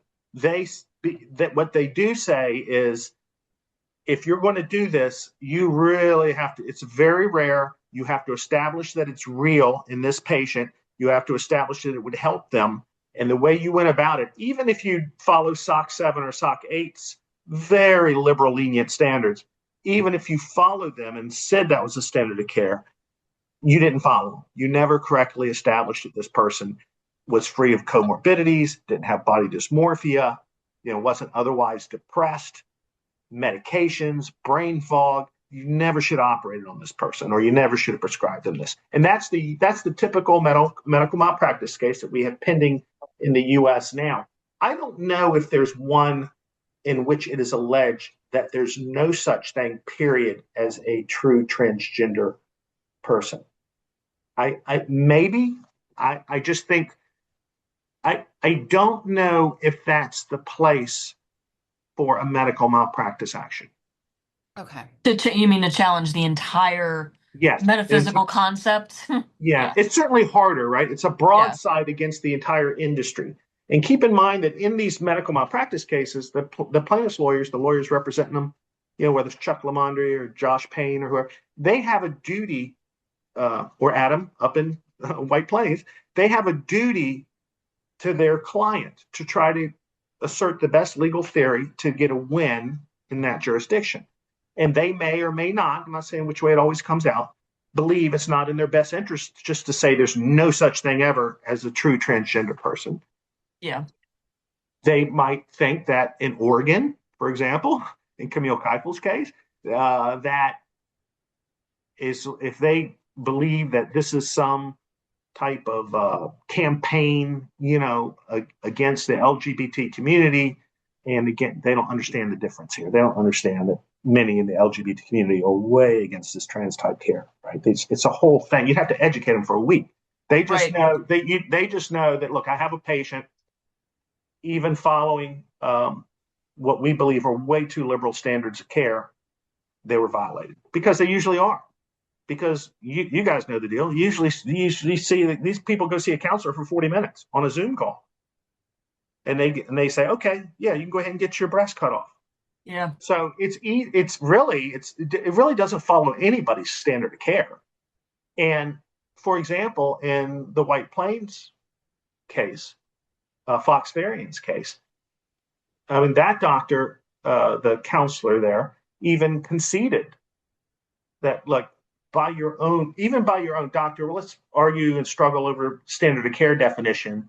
Is it WPATH? And they might say, well, no, it's not WPATH in and of itself. And there's also an informed consent model, but that's not the one that's majority used. This is the doctor answering, rough and rough quote. And they'll say, yeah, but what about by your own standard? By your own standard, wouldn't you want to document gender dysphoria for at least 6 months or a year, right? A sustained identity before you recommended it? Yeah, by my own standard of care, yes. Do you agree that your own records don't indicate gender dysphoria? Yes, I agree with that. So you agree you violated your own standard of care? Kind of, yes. And there were, I think, 4 such concessions in Fox Varian's case by the counselor before on the recommendation to the surgeon. So I know that's Jamie, are just kind of getting back to the definition of standard of care. You can even ask their own doctor, wouldn't you agree that this should be done before you recommend surgery? Or when you're asking the surgeon, Dr. Chen, in Fox Varian's case, it's more like, do you have a duty to check with the counselor, to look at their own records, to request a file, to request the interview notes? And they may say, I have a duty to do that, or I don't. I don't think a reasonable surgeon has a duty, to go behind the scenes. I think just getting the letter is sufficient. Well, how about talking to the counselor? Do you have a duty to at least call the counselor up? That kind of thing. And they may say yes or no, probably no, unless there's a red flag in the letter, right? And in Fox Varian's case, now I know I'm going down rabbit holes here, but in Fox Varian's case, there was no specific gender dysphoria diagnosis in the letter. I'm sure y'all have read that. Yeah. And the excellent reporting that's been done. Yeah. There was no specific GD diagnosis. There was tons of indicia of body dysmorphia and tons of mention of body dysmorphia, which is a contraindication for surgery, not an indication for surgery. So the question of the doctor there is, well, doctor, how about if there's no diagnosis in your letter documentation for gender dysphoria, which is required by SOC 7? SOC 7 was the one in place at the time the surgery occurred on Fox Varian, not SOC 8. Wouldn't you agree then that you had a duty to at least call and clarify, whether there's a gender dysphoric diagnosis? And, they're either going to agree to that credibly or disagree with it. And we'd have our own expert come in, surgeon, and did say, oh, absolutely. If the gender dysphoria is not in the recommendation letter, you got to call up or you got to reject it and not do the surgery, And in Fox Varian's case, I'm just using these facts to kind of answer your question about the application of standard of care. So I'm not looking at, notes on the transcripts or anything, but you go back and check on whatever I'm saying. But Dr. Chen, for example, he on the stand said, well, if I had known this, if this had been included in the letter by the counselor, I would not have done the surgery. There were several of those. And one of them was that Fox was questioning her identity at a clinic, 4.5 months, I think, before the surgery? Yeah. Was it, what was this clinic called? It was, doesn't matter. The point is, the point is under, even under SOC 7 of WPATH, the person was questioning their identity, struggling, saying they felt they were being forced into this 4.5 months before the surgery. It wasn't put in the surgery letter. And Dr. Chen says, well, if I'd have known that, of course, I wouldn't have done the surgery. So those are ways you get at standard of care, right? And causation, because now that's more proof of the causation link, right? You prove through Dr. Einhorn, who it was, the PhD psychologist, that he violated the duty to document gender dysphoria. But then you got to get the doctor to say, but for him not mentioning it, I wouldn't have done the surgery, or there's no causal link. So you have to link it. If I probably used too many negatives there, but you got to link it all the way up.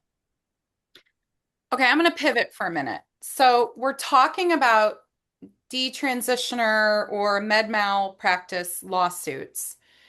But one of the things I know that you have talked about is that the jurisdiction matters for where you're bringing the case. So let me ask like a series of questions, maybe that'll work. So can you only bring the case, you have to have some kind of tie to the jurisdiction to bring the case. So the doctor either works in that state or the surgery is performed in that state. You can't like pick your jurisdiction, but you could pick cases based on jurisdiction. And I'm going to read off a couple just like fiscal quotes real quick. So there are some states that have no medical malpractice damages caps. There's no cap on the amount of how high the med mal could go. Those states, examples are Alabama, Florida, Georgia, Kentucky, Oklahoma, Pennsylvania, and Wyoming. I think, okay. Then, but then some states can have what has been referred to as nuclear verdicts, verdicts where the amount awarded is really, really high. But some states have caps. So Virginia has a medical malpractice cap of about 2.5 million. So without going into like, I don't need you to say like every state's like cap or no cap, but like that seems like it really complicates the picture for an attorney working in medical malpractice or testing or taking some of these detransitioner cases. It's definitely a heavy influence, and I'll come back to that a little bit more at the end as to where should a lawyer be taking cases, and what is, of course, we're most influenced by the facts. All the lawyers involved in this, the plaintiffs' lawyers that you guys know, and I've mentioned a couple already, they are doing this because as a belief system that they very strongly believe this is a huge wrong that's been done, huge injustice. But So they also if have to be able to pay for their work. But they have to get paid, and I will stress that these plaintiffs' firms are not making money. They are losing money. This is a money out the door enterprise for them because these cases are very expensive. And is that for now until we start getting? Yes, until you start getting more. It's not that they're not making money on some of the cases. It's that if you get a third contingency fee, on $1 million case or a $2 million case, that might keep your office afloat for 3 or 4 months or 6 months. That's it. You're not making money on that. You have to have an office, you have to have staff, you have to hire experts, you have travel expenses to go even meet with plaintiffs. It's a very expensive endeavor. So nobody's getting rich on these things yet. There's been a handful of settlements. There's been, a verdict, and there have been, some good settlements too. And part of the reason the information doesn't get out on those, of course, because it's very private, and most of the hospitals require strict confidentiality for any of the settlements that occur. That's typical. And most of the plaintiffs, they're not in it for publication. They don't want their personal stuff out there anyways. So it's usually not published. But getting back to or disclosed in any way. And I'm certainly not going to go anywhere near it. So getting back to your question about jurisdictions, there are the tort exposure world has gone crazy over the past 10 years or so, especially over the past 5 or 6 years, in which verdicts that would typically be, well, what I would call a seven-figure verdict, a $3 million or $4 million death case, just using a simple wrongful death case for a simple example, not to be harsh about it, to be not to be unsympathetic about it, but a typical case might have been $3 or $4 million. It might be, who knows now, 10, 15, 20. Some jurisdictions, Texas, California, Florida, they're getting huge verdicts. They're getting $100 million verdicts. They're getting $800 million verdicts on single plaintiff personal injury cases. I'm not saying those all stand up on appeal, but I'm saying those are verdicts that are coming out in largely those states. Georgia's had a few larger verdicts. Oregon's had a few larger verdicts. So those are typically the jurisdictions that are most dangerous for hospitals, meaning if you sue there as an injured person, that's where you're most likely to get a large nuclear type of verdict. Although nuclear verdicts are kind of appearing, you can get one anywhere now. Let me put it that way. Not as much of a risk, but you can. Generally speaking, you can look at an electoral map for the last election, and you can see the red areas for the counties are generally more conservative and will give lower verdicts, and the blue areas are generally more liberal and will get higher verdicts. But that's not totally true. I mean, Texas is largely conservative, and it gives large verdicts. So it really just kind of depends. It's a very mixed factor. It's a whole another discussion of why larger verdicts are coming out. But to answer your initial question, are there any states where, like, if a detransitioner came forward and but the awards are so small it's not even worth trying in certain states? Yeah. There's some, I wouldn't say it's not worth doing, but it's not worth doing if you intend to make money. Okay. Sure. I mean, you look at states like California and Texas and Colorado, there are caps there. I'm not looking at my list of caps, but there are caps there could be $250,000 of general damages, meaning pain and suffering above your medical expenses. So if you suffer medical expenses because of the malpractice and projected medical expenses of $300,000 or $400,000, you can get that. Then there's usually a cap on top of that of general damages, pain and suffering, warm fuzzy damages that cap you. But if you've got caps that are even a $2.5 million cap, frankly, is very restrictive on a case that you think without a cap you could get $10 or $20 million on, right? So $250,000, $500,000 caps, and they also have restrictions on the fees. You only get 25% in some states, including New York, unless you petition the court of a fee. These are very restrictive. They're tort reform measures. They're intended to dissuade medical malpractice actions, and they make it difficult to bring lawsuits in those jurisdictions. The goal was to dissuade lawsuits against providers. Do states that have those caps, does that somehow trickle into providers being more cautious? Do we have any evidence that providers are more cautious in states where there are no caps, where they could get their ass to them? Yeah, I don't think so. I think the medical world, medical profession as a whole, they act responsibly and they're unaffected by the caps. I do, but they're in it for good motivations, and I don't know if it's going to affect your behavior if you're operating in a state where there's lower caps. But I will say that if you're running a gender care clinic as a warehouse, you've got to be aware that you're better off doing it in California or Colorado or Texas, even oddly, than you are in Florida, where you get just whacked, for $100 million, and the court's not going to turn it over, and there's no cap involved. So it's got to be in the consciousness somewhere, but I don't know how much. In other words, I'm not willing to take a broadside at the medical profession to say they act more dangerously if they're in a state with strict caps. They may financially choose to practice there because they don't want to get hit with spurious lawsuits that don't have much, a good fact pattern behind them. But it's not a viable lawsuit because the medical industry does suffer from a lot of,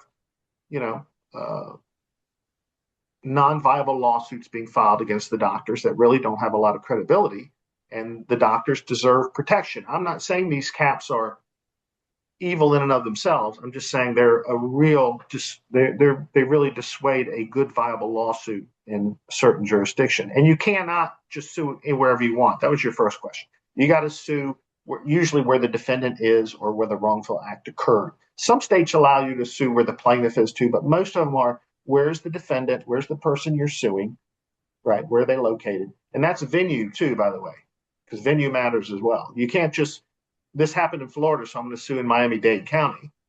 No. What county did it happen in? Okay. That you're usually, I'm not going to get into venue law, but you're usually restricted to that, to the venue where the wrongful act occurred or where the defendant resides.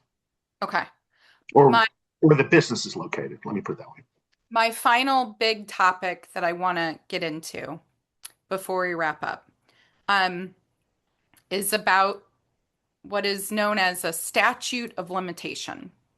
So, statute of limitations, the way that I understand it, are normally state-based. They're state law. And when people ask me about this, I say most statutes of limitations are like 1 to 3 years for like injury or for medical malpractice. Yeah. And that the big problem we're running up against is that most individuals harmed by gender affirming care fall well outside of this window for the statute of limitations. And so most of the data or research that we see right now is that it seems like most individuals come to realize that they were harmed by these procedures. It looks like about 7 years out, 7 to 10 years, sometimes even out. So why did what was the initial reason why we have statute of limitations to begin with? And then do you feel like this is like a special case that it needs to be carved out and laws changed just for this one? Yeah, absolutely. And I'll go further than that, because I'll link this up to our last conversation. I don't believe this is medical care. I don't believe it's ever been medical care, and I don't think it should be protected by the medical malpractice legislation and laws. And I think there have certainly been legislative moves afoot to say this is not medical care and it's not going to be treated as medical care. Therefore, the caps do not apply. Fraud. So if this is not medical care, this is instead fraud. Yeah, well, almost, yeah.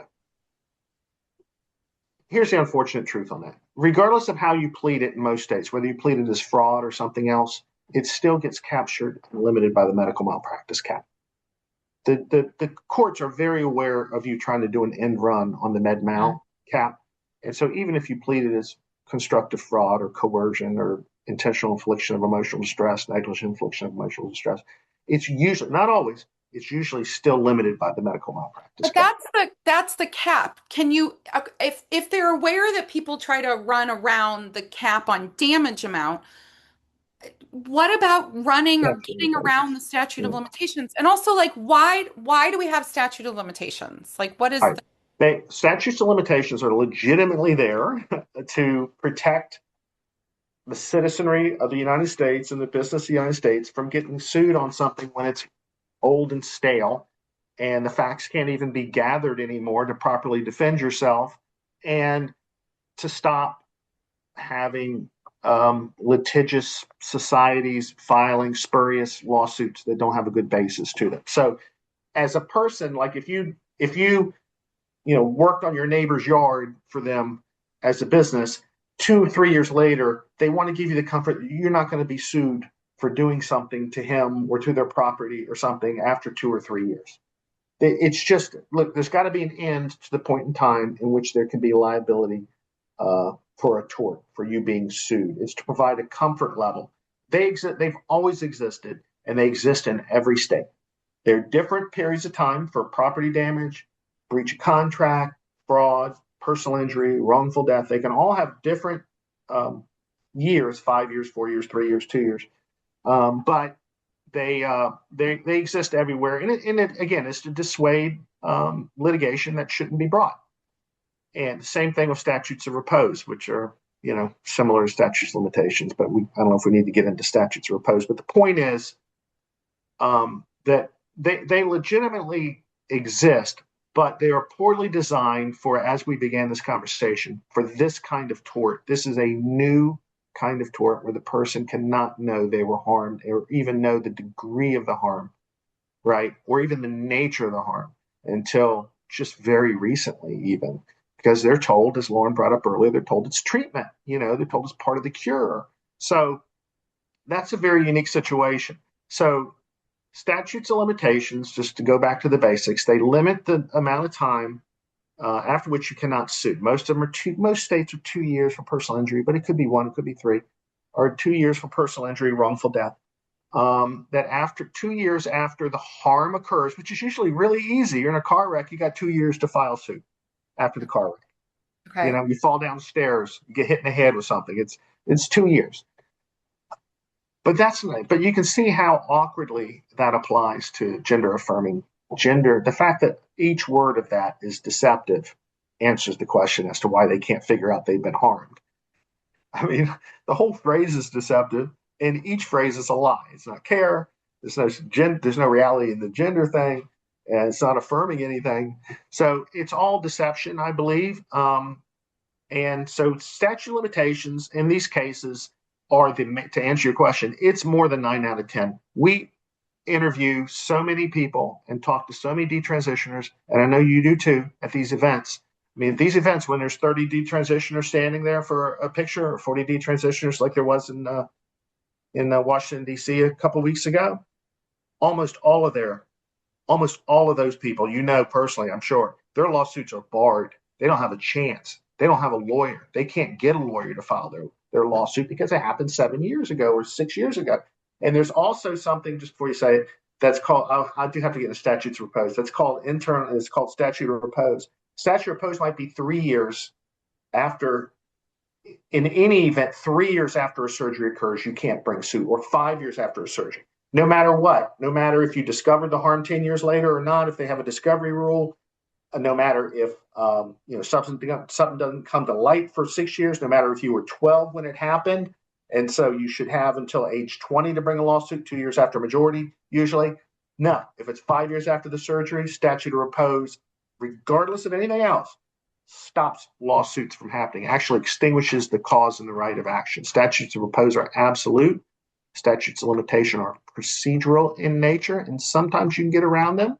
Sometimes there are ways. The main way is a continuing care exception. If you're under that same doctor's continuing care for years who committed the malpractice, then the statute might not run, depending on the state law and the facts, until after the care terminates, after you leave that person's care. Or if you've been defrauded, right, and you've been lied to about, you go back to the doctor and you say, hey, the surgery you did is causing all these issues. And they say, no, that's not right. We checked it out and it's fine. You've been defrauded. That can be something that tolls the statute of limitations, such that you can bring an action after 2 years. But really that's minutia. The biggest point here is that almost all of the gender affirming care lawsuits, potential lawsuits, are barred by statutes of limitations. Even the good ones. And even if you look at all the cases now that are pending, and I know you guys followed the lawsuits, all of them that are out there, whether Soren Aldico's, Prisha Mosley's, Amanda Stewart's up on hearings now, right, in New Hampshire on this issue. Camille Keifel had severe statute of limitations issues. Kaiser, you have statute of limitations issues on Breen's case, right, was dismissed for statute. Even the lawsuits that are brought where we're like, we think we have a good case here to get around the statute of limitations. We'll say we, I'm not the lawyer in all those cases. And by the way, I was not the lawyer. I didn't mean to say I was at all, or advising in Fox Varian's case in New York. I was there. I observed a lot of the testimony, along with Josh Payne and Daniel Sepulveda from the Campbell Miller Payne firm. But I'm not counsel of record on that case, so I know I talked about it a lot, so I don't want to pretend like it was. But I did watch it, and I followed it, and I watched those doctors testify, and I have opinions about it. Anyways, getting back to that, it is by far the largest stumbling block. Even in Prisha Mosley's case in North Carolina, where the legislature came out and extended the statute of limitations to 10 years, the trial court still dismissed her case, saying, whatever, I'm not going to allow you to amend the lawsuits. It's in my discretion to allow you to amend the lawsuit, plaintiffs. I'm going to deny it. That's up on appeal. So we've had one case go to trial, right, on the merits, and that was Fox Varians, and you saw what the jury did on that. And I think they could have easily added a 0 to that, and it was just lucky that for those doctors that a 0 wasn't added to it. I think that easily could have been a $20 million verdict, on my experience. Okay, here's my 2 follow-up questions on statute of limitations. So one of them, it was very interesting that you brought up that the provider has to be able to defend themselves. So if you're bringing up something that happened a decade ago, it made me immediately think of, I used to run a medical clinic. And in the state where I was running that clinic, there was a 7-year requirement that we had to keep this was back when we had paper records. But there was a 7-year requirement for a paper record. So once a year, I actually had to instruct my staff to purge through all the patients who had not been seen physically on site in 3 years. Then we moved all of those records to storage. And then we had this intricate system so that at the 7-year mark, these paper records could be destroyed. Yeah. We didn't have computerized medical records at that point. So it did make me realize there is a question of, you want cases to go forward, but you don't want to be the one being sued and have no mechanism with which to protect yourself. So has something changed now that we have electronic medical records? Are these records now safer or kept longer? Yeah, I don't know what the record retention requirements are for medical practices now. That is highly regulated, that industry, of course, and that's going to be in the regulations.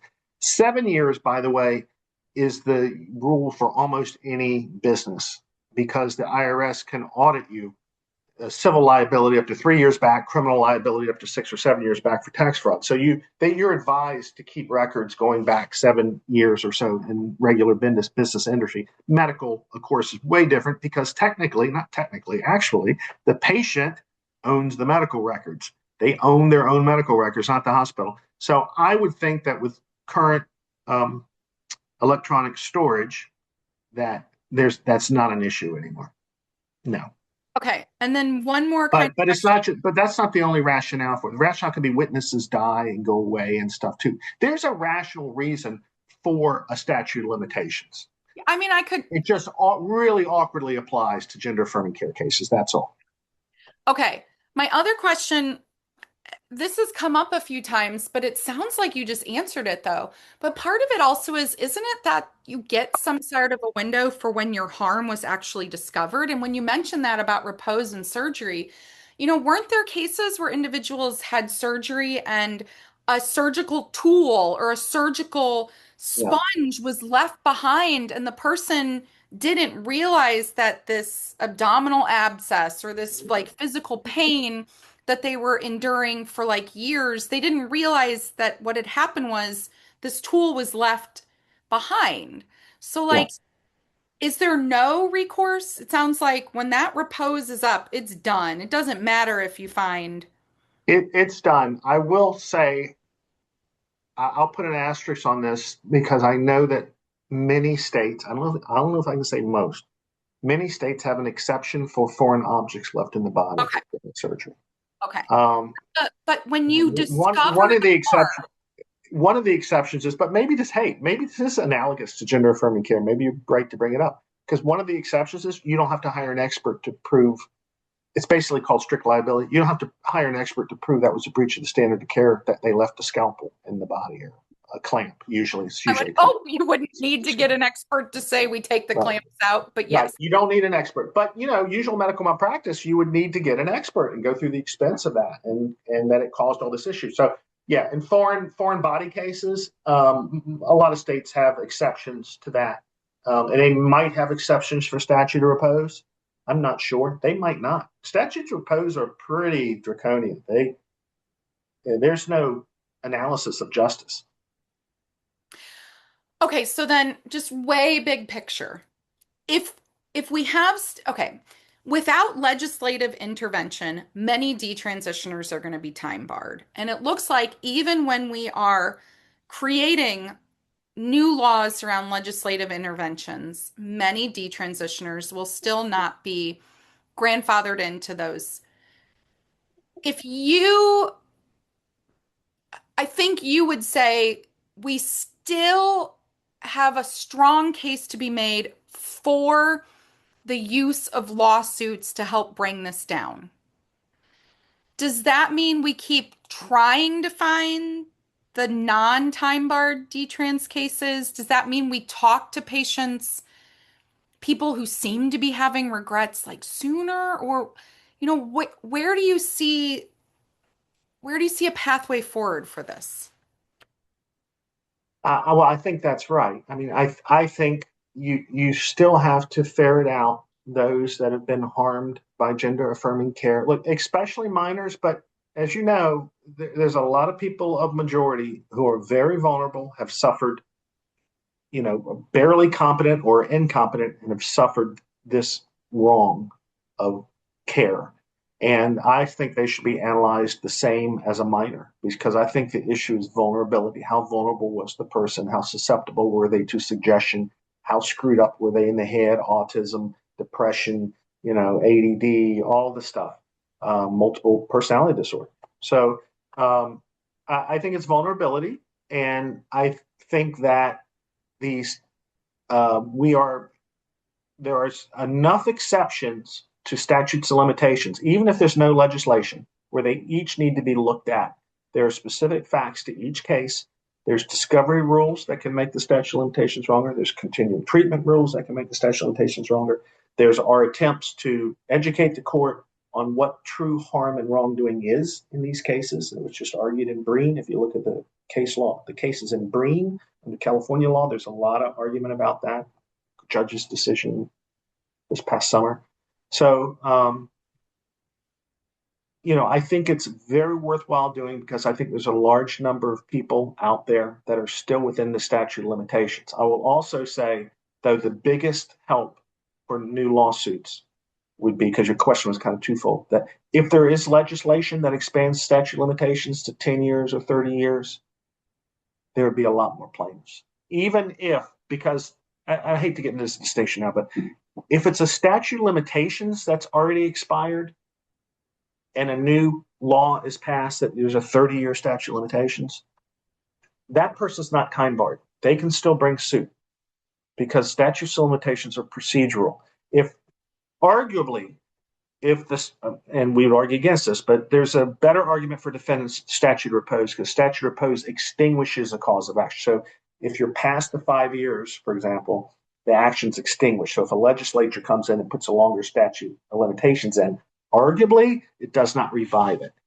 There are arguments that it will. I'm just saying the arguments that defendants will make. So it's much more clear in non-statute of repose states or in cases in which statute of repose has not expired on the alleged wrongful care.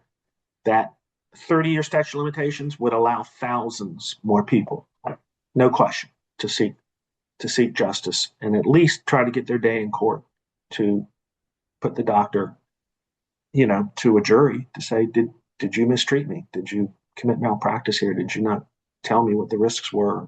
Or did you deceive me?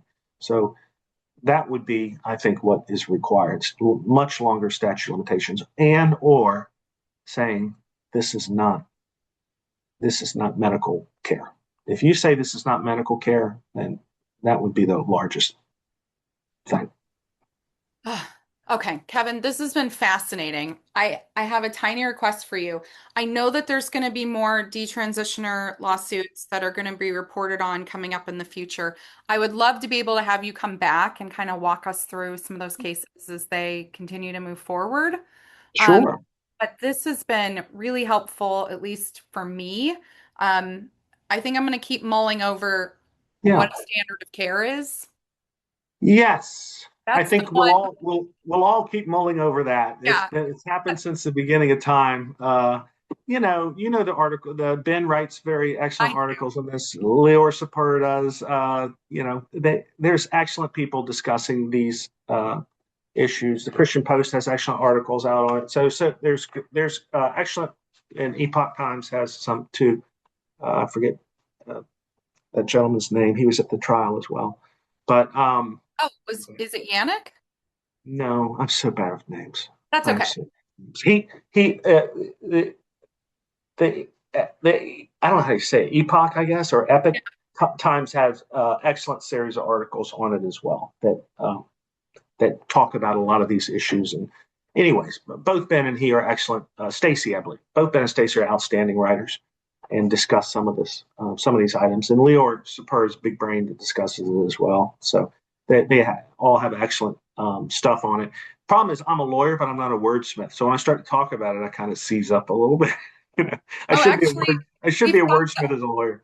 We need we've got writers. We other need people lawyers. who think about it and can frame it correctly as to what the harm is. And we need the government to get involved. We need attorneys general to start bringing, consumer protection type actions and uncovering, just the way you were a whistleblower. Once we can get, shine a light on these actual medical records from these facilities, hopefully with the aid of attorneys general nationally, I think it will also give rise to a lot more lawsuits and a lot more litigation.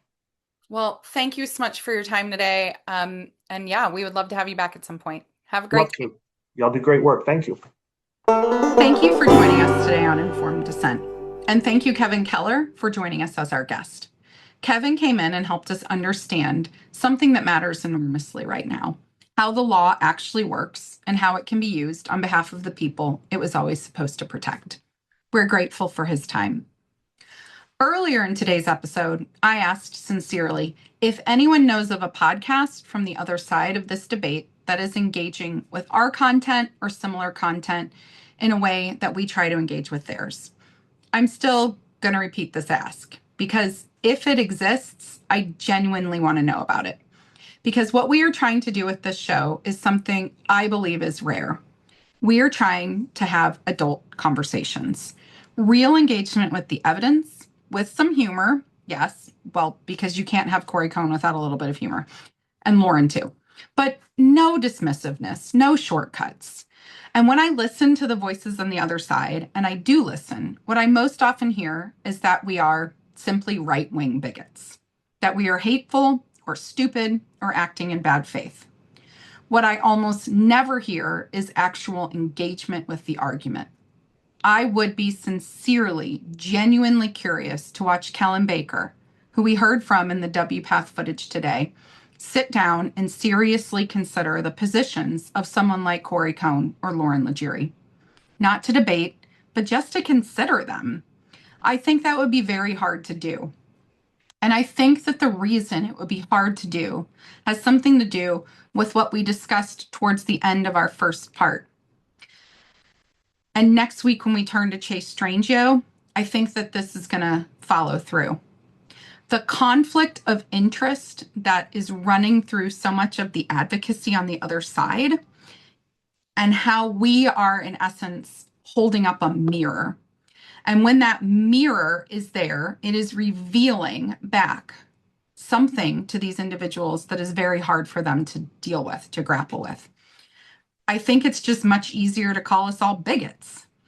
But we're not going anywhere, and neither are these questions. And I'll also say this.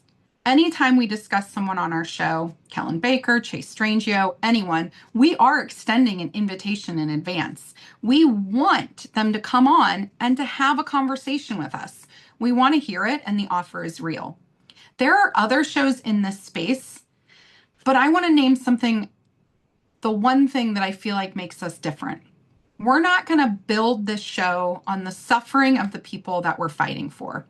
We're not going to bring in harmed individuals and place them in front of the microphone and ask them to relive it for your consumption, because we're not going to send the wounded back out on the front line.